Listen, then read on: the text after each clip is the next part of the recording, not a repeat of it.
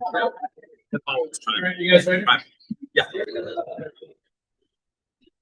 Good evening, everybody. We're going to get this this meeting underway.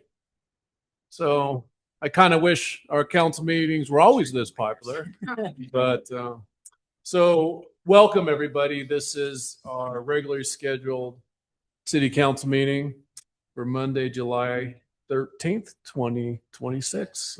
Clerk, certify the meeting. This meeting has been noticed in accordance with Idaho Code 74-204. Call roll. Councilmember Carver Herbert. Here. Councilmember Jorgensen. Here. Councilmember Page. Here. Councilmember Rasmussen. Here. All right, thank you. And please join me in pledge allegiance.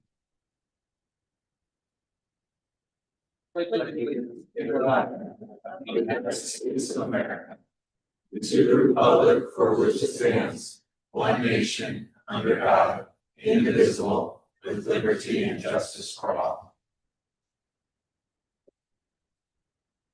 Thank you. Any changes to the agenda, Yes, Mr. Mayor. Councilman? I'd like to make a motion to move consent agenda items E7 and 8 to special business F3 and 4. I'll second. Okay, we got a first and a second. Any discussion on the matter? No? Quick, please. Councilmember Carver Herbert. Yes. Councilmember Jorgensen. Yes. Councilmember Page. Yes. Councilmember Rasmussen. Yes. Okay, we will get those moved. Council President Page, consent agenda?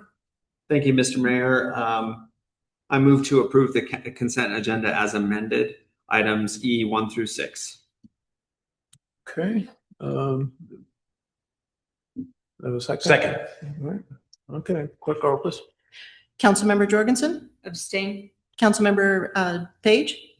Yes. Councilmember Rasmussen. Yes. Councilmember Carver Herbert. Yes. Okay, now moving on to special business, which is the reason why most of the people are here, is the swearing in of two officers. We have Corporal Wiggins is going to be promoted to sergeant, and we have Sergeant O'Gorman that's going to be promoted to lieutenant. So, Lieutenant Domney. Thank you, Mayor and City Council, for allowing us to do this evening. We are here to promote Bryden Wiggins to sergeant and Jim O'Gorman to lieutenant. We'll start with Bryden Wiggins if you want to come forward. So I'd like to recognize Bryden's wife, Cara, his daughter, Maddie, his sons, Mason and Holden, his father, who's a lieutenant for Nampa, Rob, and his brother, who is an officer for Caldwell, Cody. So Bryden grew up in Twin Falls and lived there until he was about 10 years old when his family moved to Nampa. Bryden attended and graduated from Columbia High School. Bryden worked for Corrections Corporations of America from 2010 to 2014. Bryden worked for Canyon County Sheriff's Office as a detention deputy from 2014 to 2016. And then he was hired by Garden City Police Department in 2016 as a patrol officer. During his tenure at Garden City, Bryden has held many positions to include Field Training Officer, FTO, Acting Field Commander, Corporal, Chair of our Vision Committee, 8 County SWAT Operator, Special Tactics Group Operator and Breacher, Firearms Instructor, and Bryden has over 3,000 hours of training through Idaho Post. Bryden has shown his ability to lead as an informal and formal leader in our department. Mayor Jacobs, it's a great pleasure. I present Bryden Wiggins, promoted to sergeant. All right, excellent. Thank you.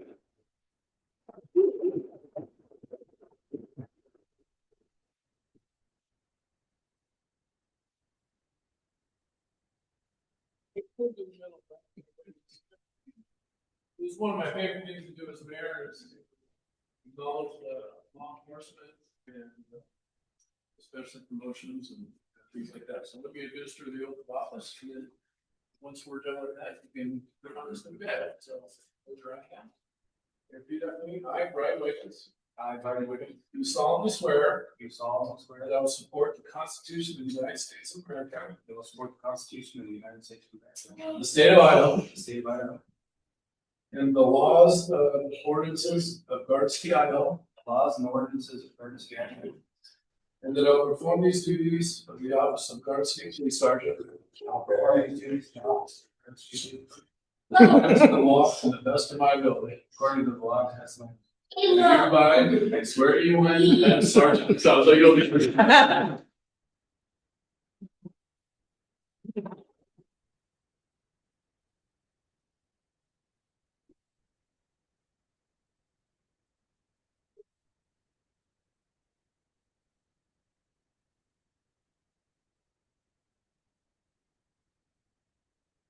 You get to sign the paperwork, so you're not quitting that. So I'm gonna have you sign first, and I'll sign that. There you go.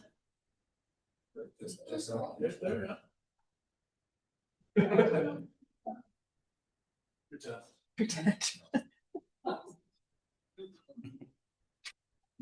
Well, sign it.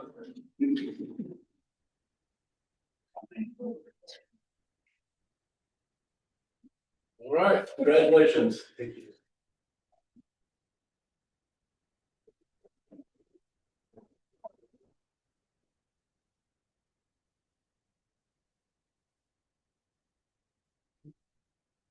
So Jim O'Gorman, I would like to recognize his family who's here, his wife Amy and his daughter Gianna.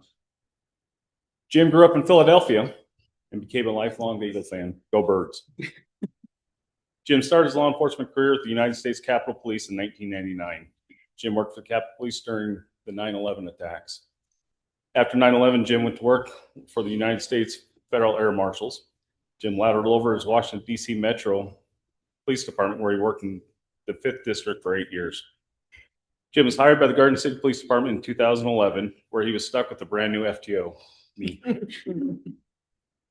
On a side note, Jim still holds the record for running 2 stoplights in a matter of 2 minutes.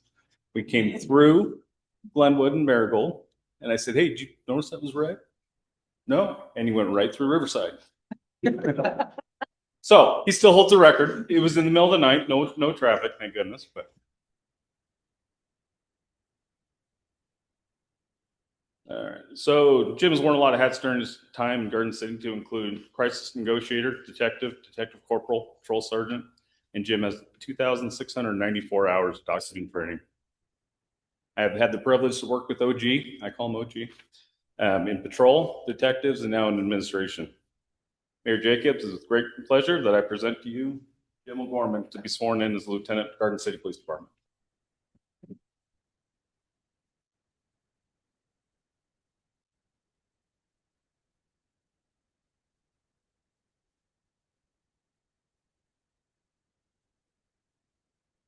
Feel like everything, Jim, I just stepped on those. Okay, Officer O'Gorman, please raise your right hand and repeat after me. I, James O'Gorman, do solemnly swear that I will support the Constitution of the United States of America, the state of Idaho, the laws and ordinances of Garden City, and that I will perform the duties of the office of Garden City Police Lieutenant according to the law and the best of my ability. Congratulations, you're hereby sworn.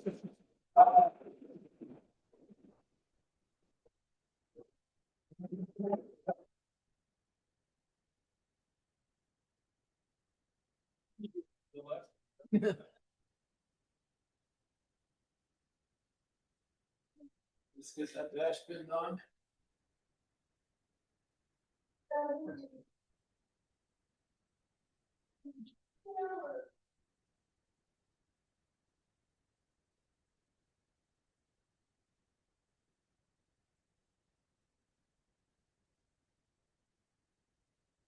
All right. Congratulations.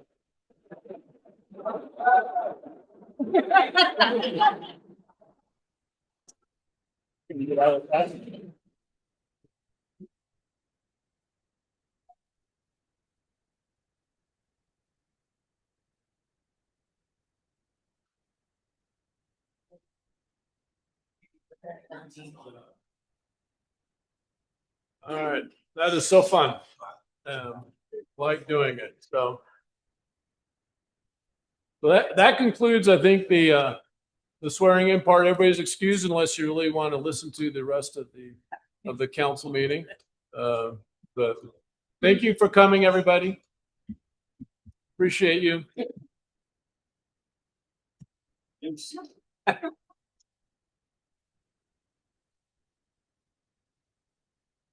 I gotta take my coat off. Tom Patterson. Tom Patterson. Tom Patterson. Good to see you. I'm good.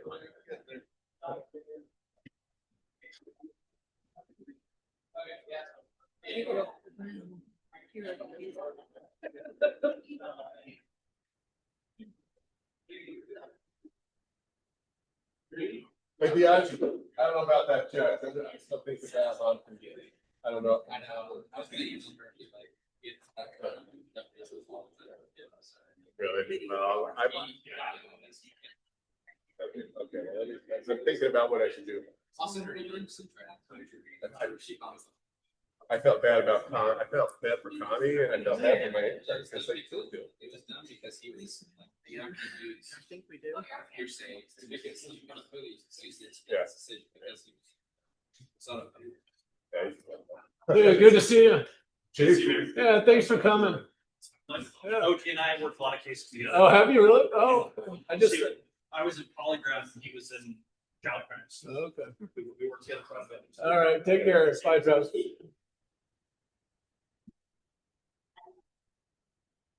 Congratulations. Congratulations, DLT. JB. Hey, all right. Okay, item F2.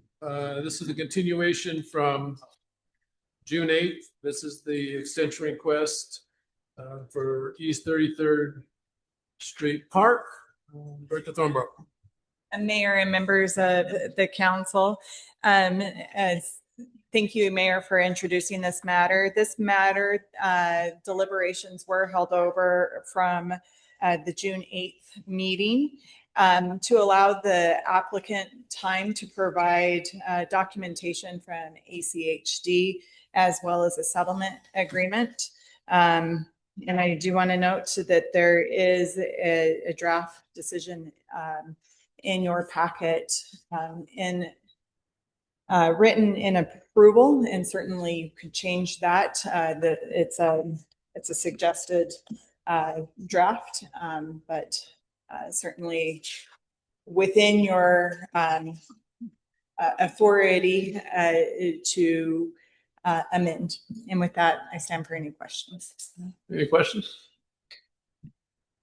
Okay, hearing none. Mr. Wadhams? Thank you, Mayor, members of the council. As you'll recall, this was continued 2 meetings ago, and it was continued for deliberation. And I think that's where we left it off. It was in deliberation. And so, as I recall, it was left for deliberation for a couple of reasons.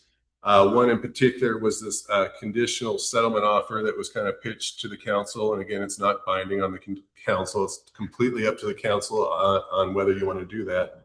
And it was also continued so Mr. Jones, the applicant, can provide some information regarding the issues with Ada County Highway District. The materials that Mr. Jones did provide are starting on page 102 of your packet.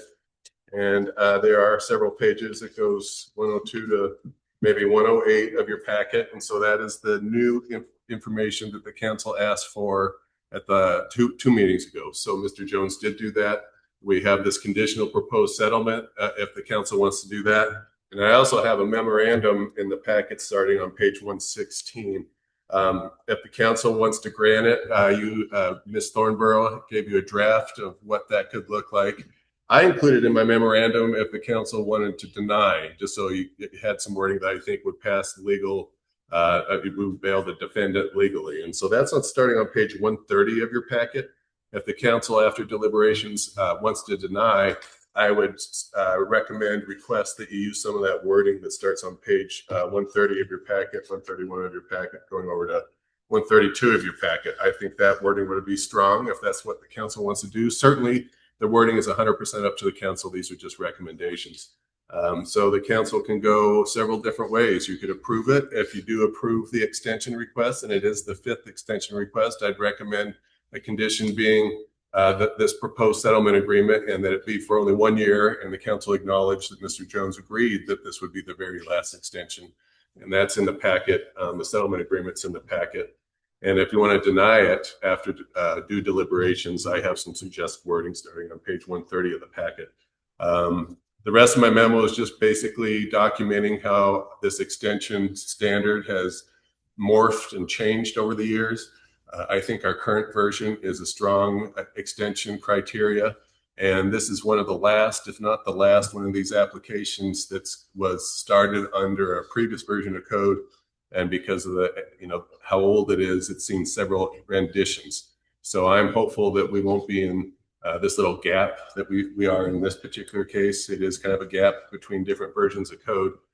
So that is my legal presentation. I would stand for questions, and I don't know if the council wants to hear from Mr. Jones again or not, but it looks like he is present via Zoom. Thank you. Mr. Wadhams, I have a question. I just want to clarify. My understanding is it's not a 12-month extension. It goes until, I believe, May of next year. Is that correct? And so it's, if you look at the calendar, it's really a 10-month extension. Right. I think that's right, Mr. Mayor. And I did put in my memorandum, I could find it for you for reference, but I did put in my memorandum that Mr. Jones at the 2 council meetings ago, he requested that the extension go through July, I think is what the request was. And what I heard there was no final decision by the council, but what I heard is the council was not inclined to grant the extension for that long because the extension is supposed to be only for 1 year under the code, or 365 days. Either way, pushing it out to July 31st or whatever would extend beyond that 1 year. Right. The clock started in May. Yes, Mr. Mayor. Okay, all right. So we did discuss it at the last meeting. I just want to make sure everybody recalled that. Yes, sir. That piece of it. So, okay. Any questions for Mr. Wadhams or Mr. Jones? Okay. Council President? Is Mr. Jones going to make a statement? I don't. Okay. Mr. Mayor, you're in I'm not entirely sure. Are we in deliberations right now? Or? Yeah, we extended it for deliberations, and so I think it's for that it's more of if you have questions for Mr. Jones. So, Mr. Mayor, my recommendation on that is I always like to err on the side of due process, and since Mr. Jones has presented some new information, maybe we should hear from Mr. Jones just on that new information. Mr. Jones, do you have anything you'd like to add?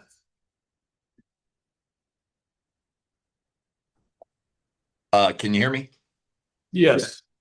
Yeah, I don't have anything to add to the packet that was submitted, but I do stand for questions if there are any questions. Any questions for Mr. Jones? Okay, Council President. Thank you, Mr. Mayor. Just continuing with deliberation, council members, I'll go first on this.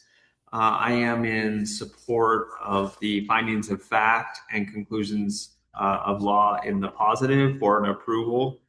I do appreciate Mr. Jones providing the extra information that was requested of him the last time we met on this topic and have had a chance to review that. Also, I'm grateful to Mr. Jones and our staff for being creative and finding a solution for this that will work, and for drafting this settlement agreement, which is contemplated in this decision document. And for those reasons, I would move to approve an extension of this project through May 2027. Mr. Mayor, I would have nothing to add to that. I think that covers everything that I feel about this as well. And I just also wanted to just say to Mr. Jones that thank you for submitting and adding the information you did to the packet. So I'll second the motion.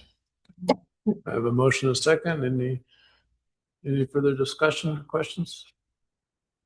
Okay, clerk call please. Councilmember Page? Yes. Councilmember Rasmussen? Yes. Councilmember Carver Herbert? Yes. Councilmember Jorgensen? Yes. All right, thank you, Mr. Jones. You have until May of 2027. Thank you, everybody. All right, thank you. Okay, moving on to, we moved to F3, which is the extension of Caroline subdivision, 3981 North Reed Street on 41st. Director Thornborough. Mayor and members of the council, hello again. Before we move forward, I did have confirmation from the applicant that he planned on being in attendance, and I'm not sure if he's one of the online attendees. Might we be able to please ask if he's online? Mr. Mitchell, Taryn Mitchell. Mr. Mitchell, are you online?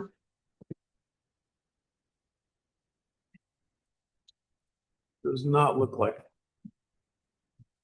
Mayor, in light of that, we certainly could proceed if you Well, and the I council think we'd wish. be interested in hearing what questions Okay. Councilmember Garber Herbert had. Councilmember Page might have on the extension request. Councilmember? Thank you. So thank you, Ms. Thornborough. So some questions about the floodplain. So I was reading in the staff report and the final decision document for this application, and both of them distinctly stated that these properties fall within the floodplain, and that in fact the staff report stated that the floodplain application would be required and that the lowest floor would need to be 2 feet above the current BFE. And so my question for you, have there been any changes to the floodplain or the FEMA maps since the approval of this project? Mayor, Councilmember Carver Herbert, there have been no formalized changes to the floodplain. The city has endeavored on a model that hasn't formally been adopted, but it's anticipated that that model will have significant changes throughout the city. Pertaining to these particular projects, I have not reviewed potential changes that we anticipate with what would happen at those particular properties, though. But as of at this point, it wouldn't have been new information that the applicant would have had to be dealing with today versus what they may have known at the time that they made this application 3 years ago. Mayor, Councilmember Carver Herbert, no, the regulatory floodplain as it sits today would not be different. Okay, thank you. And then the other question I had is, so that I know that when it comes to plat approvals, there are various agencies that need to sign off on them. I was just curious if you, just for my education, give me a sense of what those agencies are. And then has the applicant given us any indication that there have any of those agencies that have signed off on this? Mayor, Councilmember Carver Herbert, I could look through the file to see how far along, if the plat is to signature level. To the best of my knowledge, we haven't had any indication. We are the second to last to sign on the plats, though. We are prior to Ada County. And the other agencies that are required to sign are Ada County Highway District, Central District Health. I don't know if I'm missing any, but we are third in line before it goes to the county to be recorded. Typically, that is right.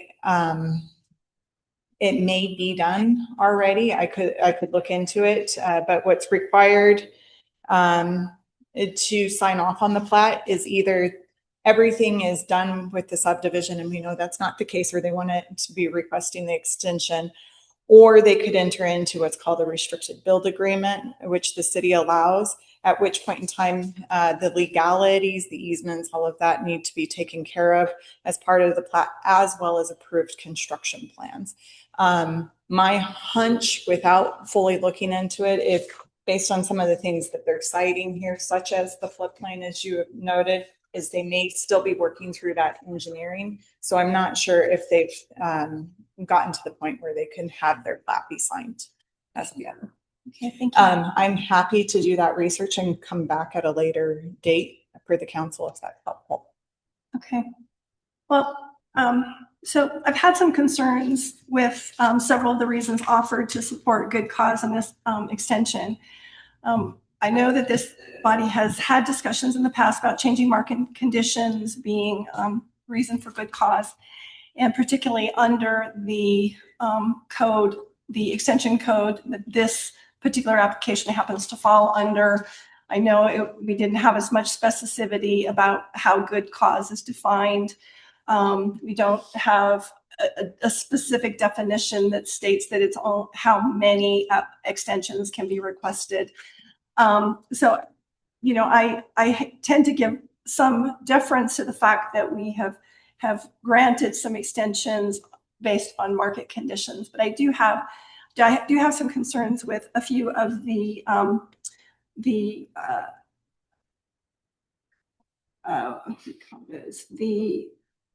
Proofs. the reason statements. So I want to go through those, but so I'm generally, it's, discussions about interest rates, lender requirements, rental rates, unit absorption. These are generally risks inherent in real estate development rather than circumstances beyond the applicant's control. What I had done is that actually interest rates have come down since this application was filed 3 years ago. Back in July of 2023, the prime rate was 8.25%. And at the time, as of today, it's down to 6.75. So I think using the reasoning of interest rates probably doesn't seem to be a real appropriate use of reasons for extension.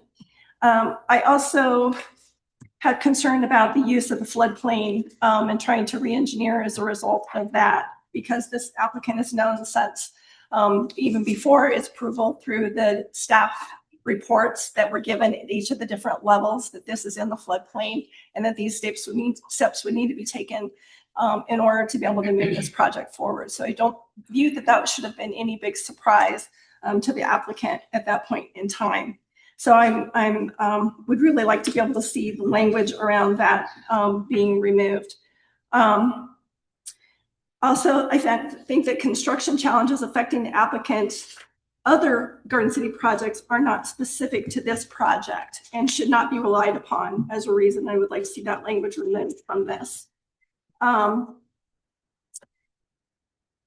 although I would probably typically in a different set of circumstances would probably have difficulty in actually supporting a second extension just based on these reasons alone, as I mentioned earlier, this council has given general market conditions as being some reason for extending applications. And I believe that there has been some precedence that's been set for that.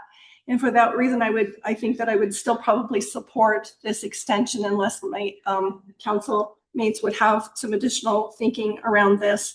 But I think that the decision document should be revised to remove some of these references, and I can go through them specifically if you prefer, or if any of my council mates would like for me to go through that specifically.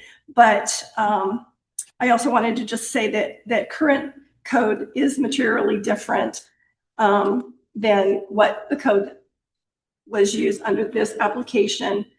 And we do today have clear definitions of good cause and limits on the number of extensions. And so what I would say is that future applicants should not assume that market or financial conditions accepted under the prior code will establish good cause under future applications. But just because we have used market conditions in the past, I think for precedence reasons, it would make sense to still approve this. But I do have concerns about it. Any further discussion? Mr. Mayor. Council President? Thank you. As a matter of procedure here, Council Member Carver Herbert has laid out two distinct actually concerns. One is a question of fact, and questions of fact we would definitely want to invite the applicant to make a response to. The applicant probably saw that this was on the consent agenda and elected to do something else tonight, which is reasonable. The question of fact here are whether there are any agencies that have signed off on the plat. In the other direction that Council Member Carver Herbert invited us to examine was the proofs of good cause in the reason statements. One being market conditions. The Council Member Carver Herbert has cited to a precedent, but also warns against risks inherent constituting conditions beyond an applicant's control. And I do think there's merit to that statement. And then construction challenges relying on statements of other projects in the city may or may not be improper. So these seem to me, and I'll ask the council members to weigh in on matters and legal counsel on matters of question of fact. I do believe we need the applicant present. Mayor, thank you, Mayor, Council President. I would generally agree if there's a fact that's in dispute. I mean, if these are facts that are not disputed, I don't know if the applicant needs to be here, but definitely if there were some disputed facts between the applicant and what the staff has presented, then this should probably get continued to give the applicant again, make sure he gets his due process. At the very least, I heard a material misstatement about interest rates being higher, and when in fact they are 2%, 2 points less than they were at the time this application was filed. That is a factual dispute, Council President. Yes. Thank you. So is the process then to vote to continue this and request that the applicant attend the next meeting? Mayor, Council President, rest of the council members, I think, yes, it should be continued. If I could just make a record real quick, though, try to stick a second answer onto the first answer. Just want to give real quick on what due cause means, or just cause. It is the courts say reasons that rise to the level of a legal excuse. That you look at the length of the delay and you look at whether any of the parties were prejudiced because of these things that were beyond the applicant's control. So you look at the length of the delay and whether the applicant or the city has been prejudiced.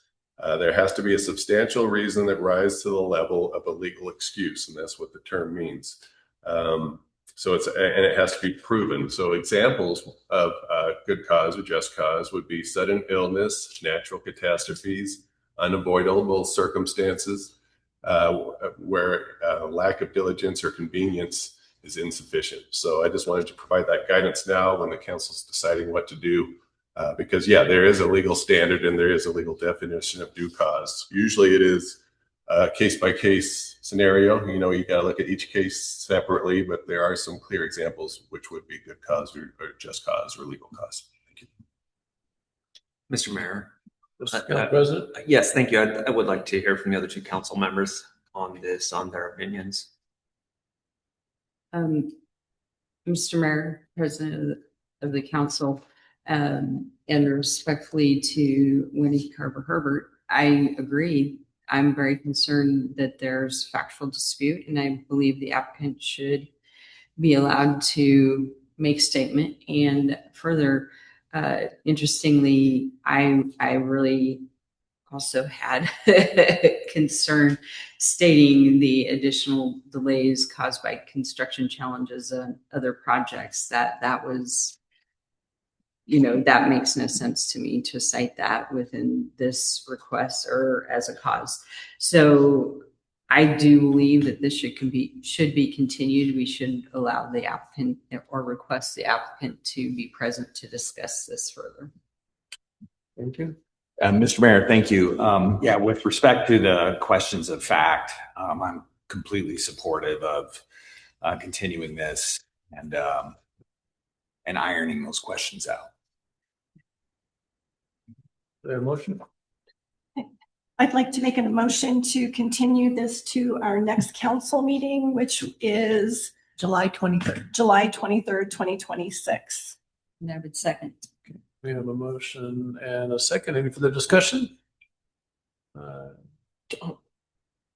sorry. 27. Clerk, call roll, please. Okay. Well, let me see where. Councilmember Rasmussen? Yes. Councilmember Carver Herbert? Yes. Councilmember Page? Yes. Councilmember Jorgensen? Yes. Thank you. And then who will be responsible for notifying the applicant that we would expect him to be here on that date? Mayor, I will notify the applicant. All right, thank you. Director Thornborough, and we have item number 4, which is a similar situation with extension for Point Pierce Villa on 47th Street. Councilor Herbert? Yes, thank you. So I didn't have any specific questions about this. I think the biggest concern I had, and again, we may be in this situation because it talks about interest rates and fluctuations in rental rates. I'm more concerned obviously about the interest rates because I looked that up for the date that this application was approved, and The interest rates were prime was 8.5%. Today they're at 6.75%. And again, it also includes the same language as the council also notes that the ownership, oh, no, never mind, I apologize. I thought this had some. Applicant is the same on both. Yeah, but they So want to make, we but the would- language is different in their reason their statement. reason statement. Oh, it states in here, the council also notes that the ownership entities have made substantial financial investments in consultant services and city fees to maintain the project's entitlement status. Again, I believe that that's just really the cost of doing business. It's not necessarily a reason for good cause. So those are my, I'm supportive of, in this particular situation, this application is asking for its first extension, unlike the previous application. But again, there's just some questions that I have regarding the reason statement and whether we really are comfortable with them as it is stated. So in this particular case, do we need to have a? It sounds like the applicant will be here pursuant to item F7, so we'll have a chance to ask about both. So go ahead. I mean, you can, if you want, you can vote to approve this one and hear about the first one, or if you'd like to continue them both, it's the same applicant. You can ask questions for both applications, but if you want to approve this one, you certainly can, and then he would have to answer for the first request, or we can. Mr. Mayor, speaking for myself, I believe that this council has set a precedent of liberally offering one extension to nearly every project I've seen. And so I would approve this one. I don't think I'd scrutinize this one too heavily. Okay. And I think too, I actually concur with that. That was really my initial sense as I was reviewing actually both of these applications, but in this particular case, because it is the first request that it feels as if we have talked about this, that it feels like it is something that we want to give more of a benefit of doubt on that first go around. So I'm comfortable with that, but I would request that we remove the reference to interest rates as well as the reference to the council also notes that the ownership entities have made substantial financial investments in consultant services and city fees to maintain the project entitlement status, to remove those from the reason statement. So with that, I would make the motion to approve the extension for 1 year with the noted changes to the reason statement. That's fine. I would second. And that would be on page 89 or page 4 of the decision document. We have a motion, a second. Any further discussion? I just have a quick question. I'm sorry. Councilmember Rasmussen. I'm trying to find the reason statement right now about the investment or the funds that have been spent. It's at the top of page 89. 89. Thank you very much.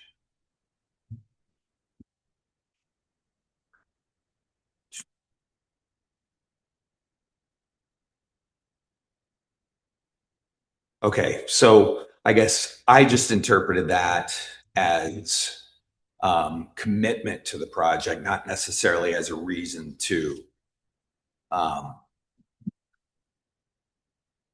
ask for an extension. But it is part of the reason statement underneath good cause exists for the request. So to your point, anyway, I just wanted to get that, try to find the answer to that for my own. And so building on Councilmember Rasmussen's interpretation there, I saw it just a little differently too, but also that this financial commitment does represent more than just the cost of doing business insofar that that was a substantial financial investment for the purpose of maintaining the project's entitlement status. So above and beyond, it was for this purpose of extending the entitlement. So it does seem like a step above just the investment that any project would be, as I interpret it. And I concur. That's what So are you in favor of leaving that portion of the reason statement in the statement and maybe just remove the interest rate? The interest rate statement is what I'm. I'd really like to hear my council member Jorgensen's opinion too. In all candor, this is in my opinion, a statement that is not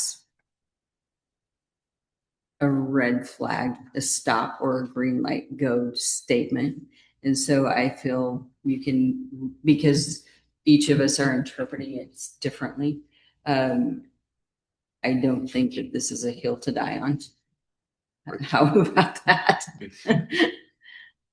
Which is why you heard me say, that's fine. You know, I contemplated both sides, and ultimately it's fine to remove it or to leave it, in my opinion.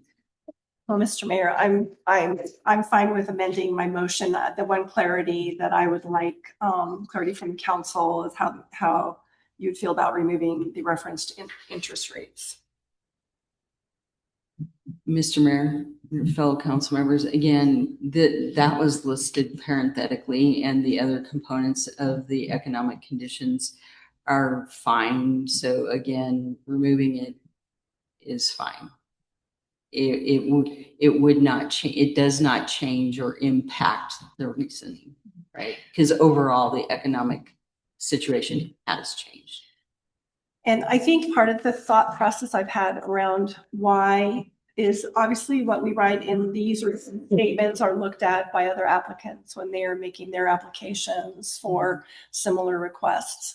And so again, what we have done through the process over the years is we've set some levels of precedence or some expectations that by using some of these similar reasons that it would be, if it was used previously, that we would be able to use it again. And I think that interest rates are something that fluctuate. I bought my first home at 13%. Mm-hmm. It's something that has fluctuated significantly over the years. I think we have been spoiled by the fact that interest rates have been at the very low levels that they were several years ago. These continue to hover probably a little bit higher than what I think some people are comfortable with, but they're still not that far out of the realm of possibility. I think that interest rates are, again, I think it's something that's just part of the cost of doing business, something that should be taken into consideration when a applicant is doing their pro forma for the development, and that's why I guess I feel like I would like to see it removed.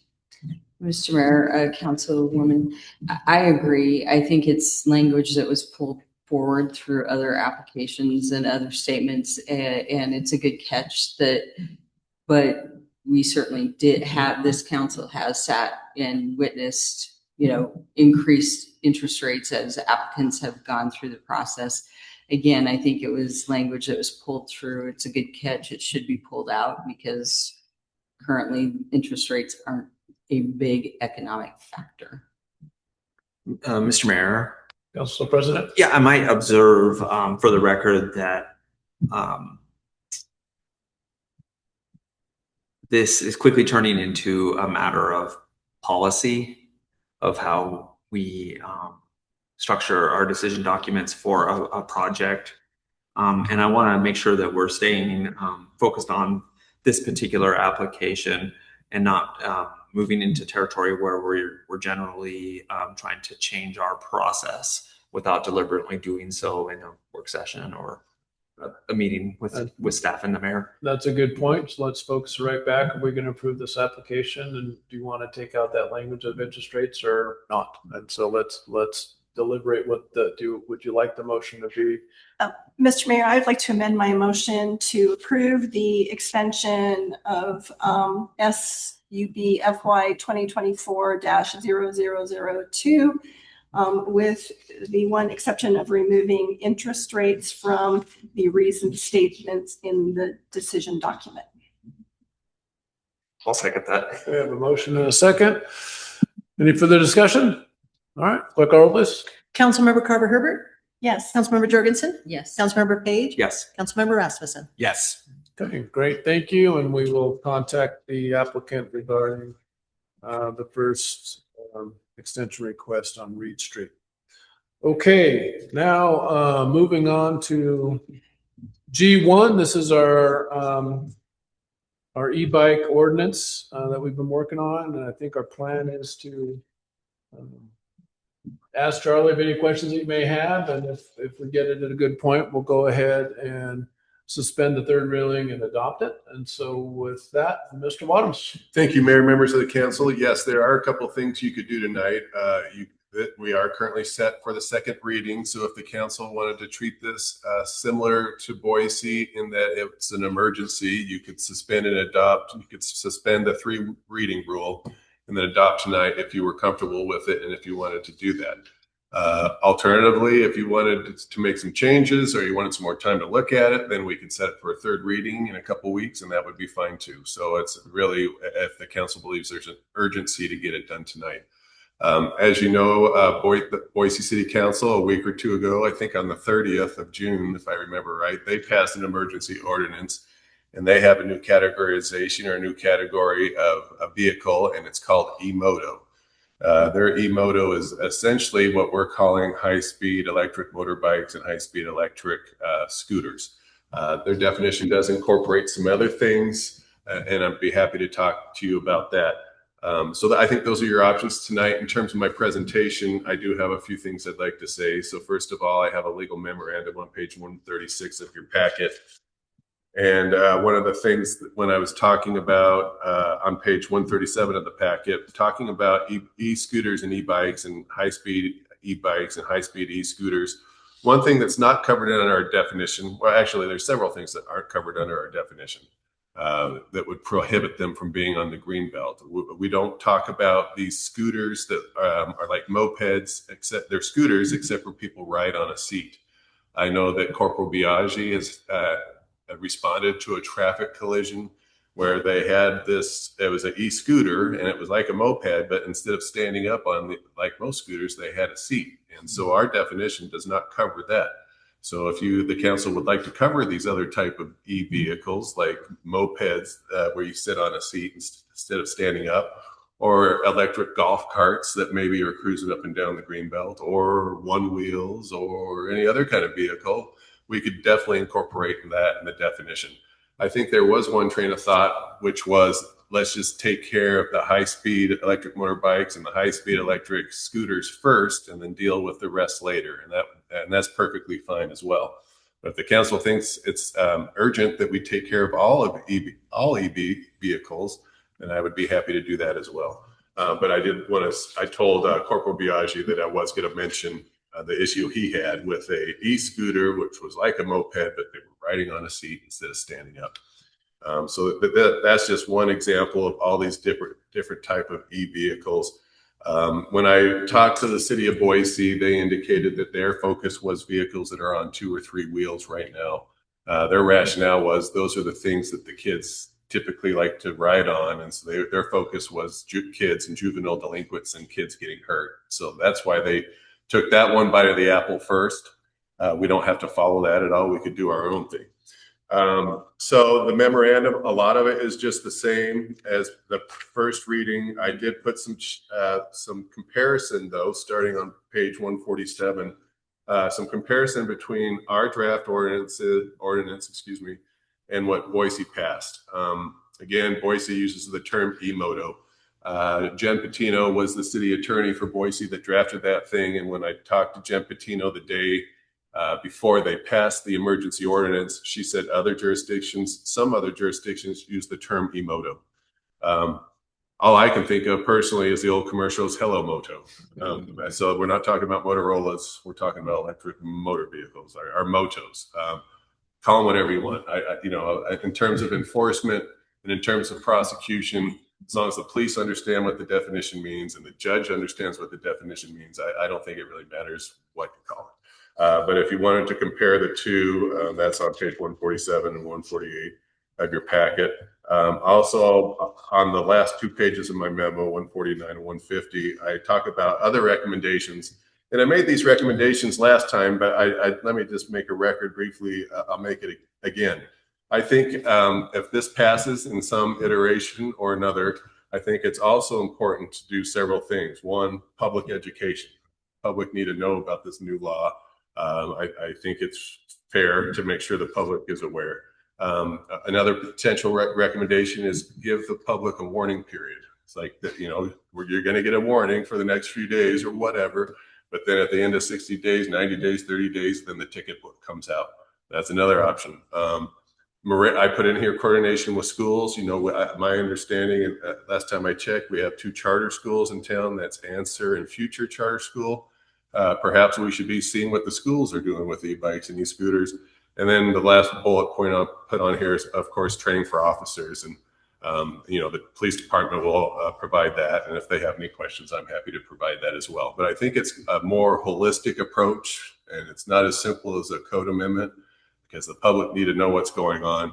And then the concerns are, is our code so much different than Boise's that everybody's just going to be confused, and the judges are going to throw their hands up in the air because they can't figure out the difference between Boise and Garden City.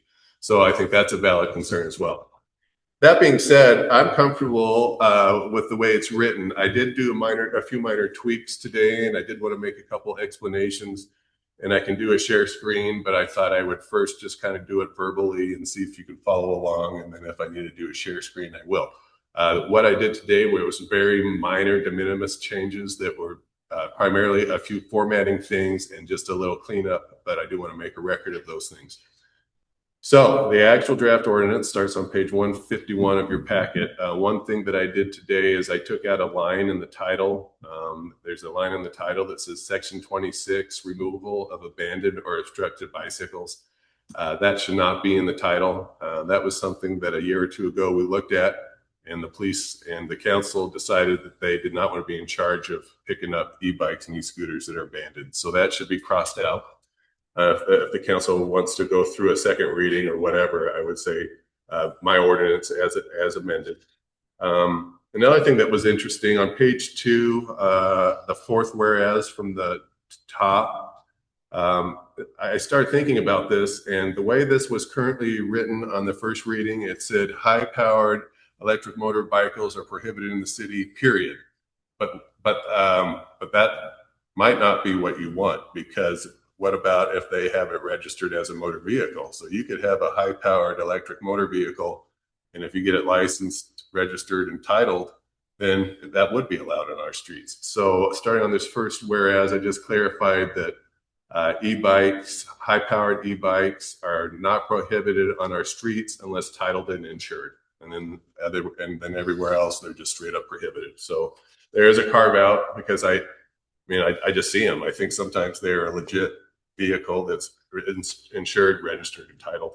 So I made that correction going throughout this thing. On page 4, I just added to a definition, and just for the record, on the current definitions of electric assisted bicycle, e-bike, and electric assisted scooter, e-scooter, those are really both an electric assisted mobility device. So in the definition, I just added a line to specify that both of these are electric assisted mobility device.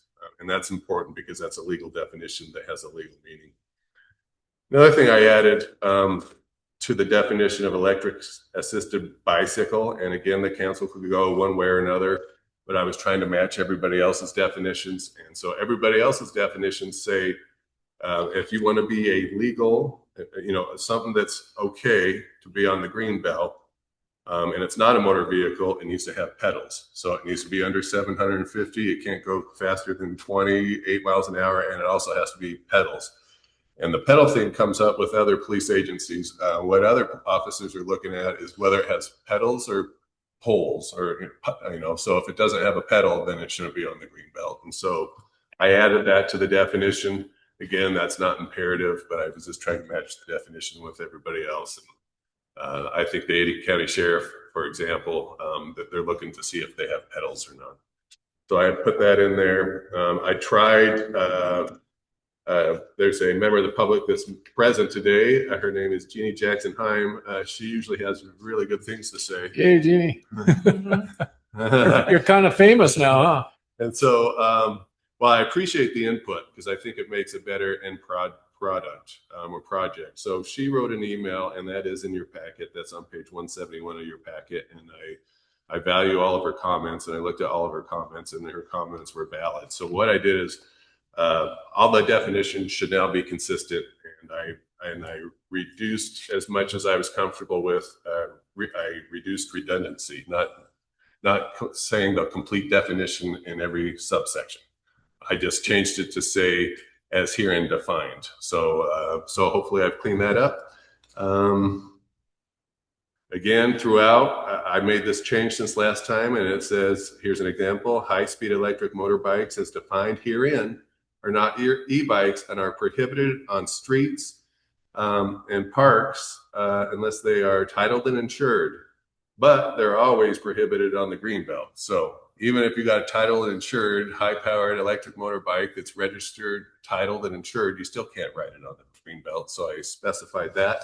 I'm just trying to think of things that the judges could get confused about. On page 8, and this was in your packet as well. Again, it says high-speed electric motorbikes as defined are not e-bikes and are prohibited on city roadways unless titled and insured. So I just tried to clean that up.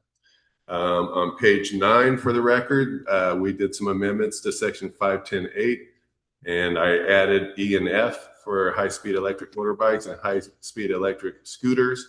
The only thing I changed since the packet went out is for it to say in crosswalks, that they cannot be in crosswalks. Because I started thinking they can cross crosswalks, they just can't be in crosswalks. So I tried to cut that off so somebody couldn't argue that in court. Just right, lift it up, yeah, whatever, yeah, they'll come up with something. A couple different words to specify that even if they're titled and registered, they don't get to be on our bike lanes, they don't get to be on the sidewalk, they don't get to be on the green belt. And then, so that's Title 5. If you'll remember, this is amendments to 2 different titles. Title 5 is traffic, and then Title 10 is parks. And so then when you get over to page 12 and 14 and the rest of the ordinance, that's dealing with the parks title, which is Title 10. And so again, the same, I tried to make them consistent with each other. In both titles, Title 5 and Title 10, I should add this because we've talked about it before. We've talked about parental liability, and we've talked about whether the officers should be able to impound if they want to. And there's some nuances to that, and there's some ins and outs to that. So all I did was keep it short and sweet. And so, for example, it says the same for both titles. On page 16 is an example.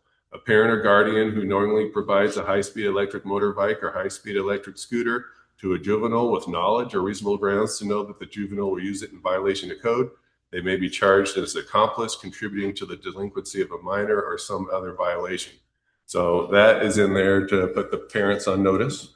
I think that's what the council wanted me to do. And so but I tried to shorten it down because of the nuances. I also put on here that we can impound them. If it's legal to impound them, then we have the authority to impound them, and I don't get into process. That's the police know the process. I don't think we need to codify the process. So I simplified that. Both in Title 5 and Title 10, these are infractions punishable by a fixed penalty of a $300 fine plus court costs. $300 is the max you can do for infractions. One of the main differences between ours and Boise is ours calls these violations an infraction. Boise calls them a misdemeanor.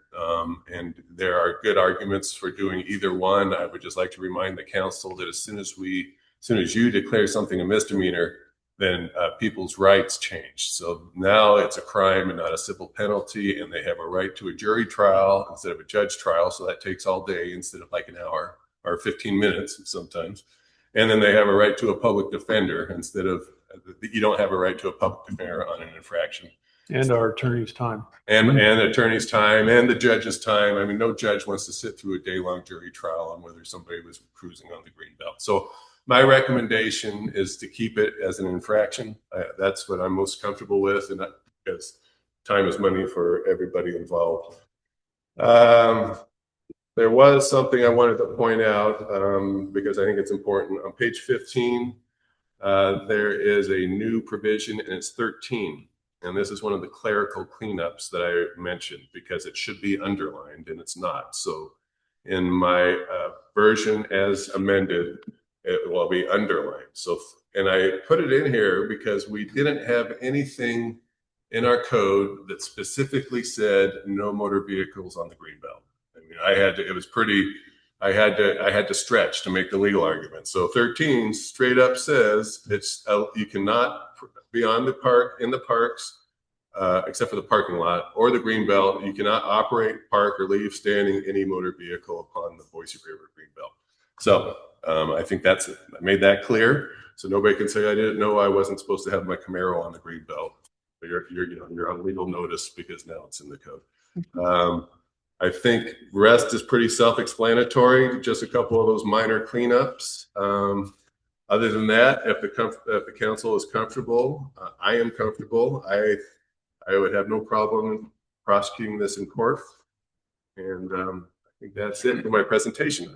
We have one of our two chiefs standing up, and with that, I stand for questions and I submit and defer to Chief Stambaugh. Yeah, so I have a couple comments as well, but I'll let Chief Stambaugh go first. Thanks, Mayor. Real quick, just on the motor vehicle, we make sure to exempt police, fire, and public works. Yes, sir. Okay, I just didn't see it. That's why I wanted to make sure. Just okay. Otherwise, 14. Good catch. Thank you. Yeah. For you, for Good. Thank you. Good point, Chief.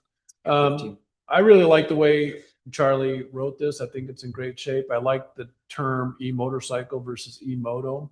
I do just have a gut feeling that probably every year technology evolves, it changes. And so probably once a year, we might need to fine tune the definitions of technology. So for instance, I haven't seen a hoverboard on the Greenbelt in a long time. I live on the Greenbelt, and so I can kind of see what the latest technology is. And hoverboards were really popular about 2 years ago, and I just haven't seen one in a while, right? I've seen a unicycle, but it's always the same guy, right? And so I've seen one, and then Councilmember Page mentioned that you saw one of these kind of e-Vespas, with it. So we're going to see these things evolve, and I think to try to roll everything in all at once, I think I like the way Charlie's written it. I think it speaks to what we want. And it's very close to what Boise says. Like I said, I think we'll probably revisit it if we need to every year or every other year to add technologies if we're seeing things that are egregious or we see them in mass versus kind of we see one. I think that's a little bit different. I like the fact that there's a $300 penalty in that. I actually had 2 kids riding e-motorcycles in front of my house yesterday, and I went to the fence and they were going slow, and I didn't tell them I was the mayor, but I said, guys, those aren't allowed on the green belt, and if you get caught, you're going to get a $300 ticket. And the seniors are really afraid of these things. They look like motorcycles, and they were going slow, and so they slow enough where I could stop them and talk to them. And they go, oh, we didn't know, that's why we're riding slow. And I said, well, they're just not allowed. And you need to take those off road, because if someone sees you, they're going to call the police. You're going to get a ticket. So that's kind of how and I said it in that tone of voice. And so I wasn't a crotchety old man, grilling them. But I think the education part, that kind of goes to the education part of what Mr. Wadhams mentioned of just, and so we've done PSAs where I'm on an panel on Thursday talking about e-bikes. We've done all of these things. We're going to continue to educate. We'll put it on social media that we passed this ordinance, if we adopt it today. So I think the work has been really good. Obviously we'll defer to what council wants, but personally, I think it's in great shape. And so with that, I stand for questions for the chief, or Mr. Wadhams, and myself. Okay, no questions. Do I have a motion? Thank you, Mr. Mayor. I just to have a few comments here as to the latest amendment of this draft ordinance. I personally agree that I don't have any appetite, and I don't believe any of my peers do, to be marshals of commercial or privately owned vehicles that are left on the greenbelt. That's outside the scope of our duties, and our police officers have and public works officers have more important things to do than clean up abandoned vehicles, whether they're publicly owned or in the marketplace. There's also I don't have appetite to chase emerging technologies. I did, the mayor reference, I did see a unique vehicle on the Greenbelt Saturday that I had never seen before, and I think probably the longer we wait, patents are issued faster than we can legislate for it. And so I think the broad strokes that this ordinance offers is a great starting point. It's a great jump off place. If we wait for this ordinance to be completely perfect and all inclusive, it will never launch. And I do feel like there's urgency to this. We've recently seen injuries, thankfully not in our jurisdiction per se that I'm aware of, but I'm aware of a person that lost their life. And so these ordinances are, I think there's a great deal of urgency to this. I want to thank, and I believe I would echo statements of all the council members. I just want to thank and publicly say how grateful I am to Mayor Jacobs for being a leader in this and a leader among the cities. This was truly an initiative that he took, and it represents the new face of Garden City being proactive and not reactive. And that's going to help us with our insurance. That's going to help us in so many ways. I'm not particularly concerned that we have some distinctions between our ordinance and the recently passed Boise ordinance. There's a number of differences in our ordinance that deal with Greenbelt from the city of Boise. One example I can think of is it is lawful to jump for bridges in the city of Boise, and it's unlawful in Garden City. So that's just one example. There's others as well. But I fought against the idea of having this be an infraction. I was on team misdemeanor, but I do see the value to not having the attachment of due process and the additional administrative costs that represents to our small city that's understaffed. So for all those reasons, I would move for a second reading by a title only of ordinance 1068-26. As amended. As amended. Thank you. Thank you, Council President. Okay, second. We have a motion and a second. Any further discussion? Okay, and clerk, please order us. Councilmember Jorgensen? Yes. Councilmember Page? Yes. Councilmember Asmussen? Yes. Councilmember Carver Herbert? Yes. Second reading ordinance 1068-26, an ordinance of the City of Garden City, a municipal corporation of the state of Idaho, amending Garden City Code Title 5 Traffic, Chapter 10 Bicycles, E-Bikes, and E-Scooters, Section 1 Definitions, Section 2 Certain Traffic Laws applying to persons riding bicycles, e-bikes, and e-scooters, Section 6 Riding on roadways, Section 7 Using provided bike lanes and bike paths, Section 8, riding upon sidewalks and upon and within crosswalks, Section 13, bicycle, e-bike, or e-scooter parking, Section 15, unlawful use of the Boise River Greenbelt and city parks and streets, including bike lanes and bike paths, Section 16, reckless or inattentive operations, Section 17, defacing public or private property, Section 21, penalties, Section 26, removal of abandoned and obstructed bicycles, e-bikes, and e-scooters, or any part thereof from public places, and amending Title 10, Public Parks, Chapter 1, Parks and Waterways, Rules and Regulations, Section 1, Definitions, Section 2, Traffic, by amending the language to include provisions for high-speed electric motorbikes and scooters, amending language to clarify prohibited acts and penalties, providing severability, repealing conflicting city code provisions, approving a summary of the ordinance, and providing an effective date.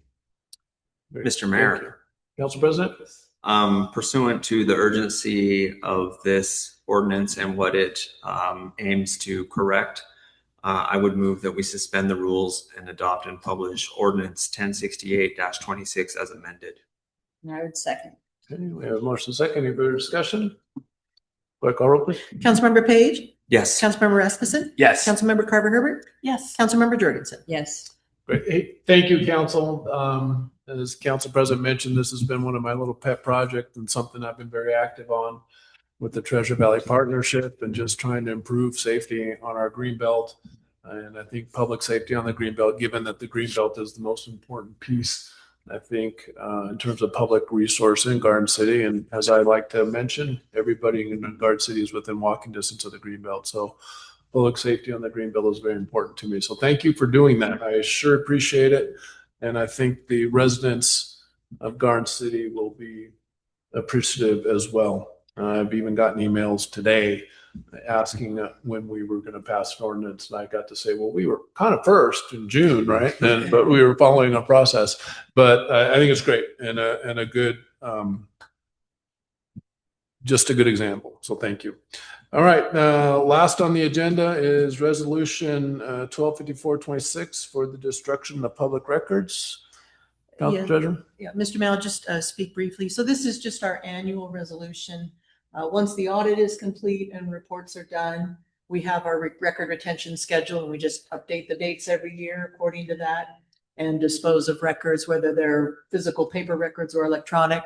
We include prosecution cases on this resolution as well as reports from the police department.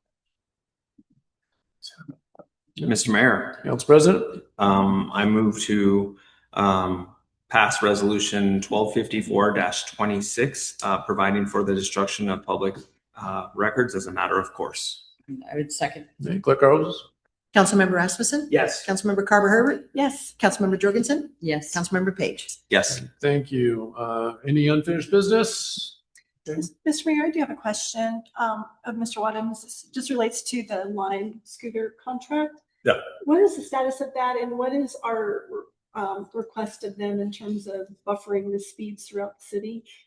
Okay. Not an action item, but just don't deliberate right now. The answer is I have been reaching out to Lime. I think it makes a lot of sense. I haven't provided this recommendation now before, but I'll do it now. I think it's time to revisit our contract with Lime. I think our contract with Lime should mirror Boise's because Boise regulates the speed.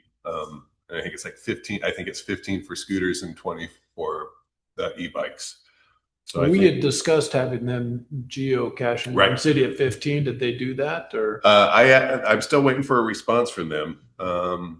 But that was before I realized that Boise just renegotiated their contract. So I think there's a couple different things we could do, and I think that's a fair question that maybe we should have a work session on or something. But yes, we could geofence the whole city. I think we could change the contract to say they have to go slower. There's probably some other provisions in the contract regarding profit sharing and some other things that maybe we could take a look at. And the response time, that when somebody calls in, they should probably respond that week or whatever, that they have not been in strict compliance with the contract in terms of being responsive to issues. So I think one thing to add is that, and one thing for council to deliberate when you have a work session on a Lime contract is I think we need an overall speed, let's say at 15 miles an hour in the city. But I think there are some areas of the city we might want to restrict it further to like 10 miles an hour around the 36th Street Bridge, around the sandbar. There's a couple spots. Those are our hot spots, Whitewater Park, kind of really from probably Ling and Louis to Heron Park, maybe make that 10 and then 15 miles an hour everywhere else. I think they have the technology to be able to do that. So I think if they do, I think we ought to look at lowering that down to 10 and then everywhere else, pretty much outside of that corridor, I think 15 is sufficient. So that would be a question for Lime. And I think they can actually do that. Marin, I think there's two ways you can do it. There's the geofencing, but then there's the regulating. And so Boise has geofence slow zones like we do, but they also have them regulated, so they're not even physically they can't. Yeah, they can't go beyond 15 or 20 miles an hour. That'd be even better. So I think it's time to take a look at that contract. So I think we'll look at that ball. So great point, council member. And then we do have some new business. Just quickly, it's budget time.